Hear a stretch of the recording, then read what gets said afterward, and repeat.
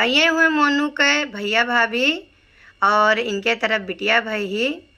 तो इनका सबका कहना है कि सोहर सुना दो। तो मुझे तो जितना आता है मैं तो सुनाती ही हूँ। तो सुनो सोहर।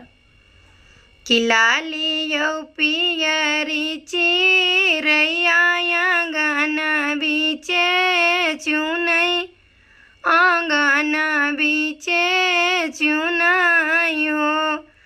रामा द्वारे से आए मोरे ससुर तब बहू हरिया रज कर हो। कि ससुर तनिया सलाना उठाओ तब पलंग झूलावा हो। बहुहार का देहौ लाना उठौनी अरे पलंग झूलौनी हो। तो इनके भाभी गाती हैं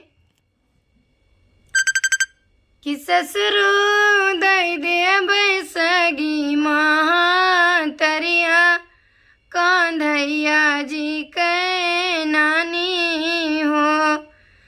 लाली यौ पियरी चिरैया आंगन बीचे चुनाई हो। द्वारे से आए इनके देवरा तब भाभी से रज कर हो।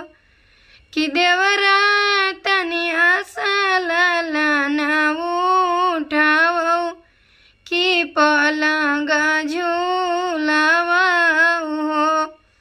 कि भाभी का देहौ लाना उठौनी अरे पलंग झूलौनी हो।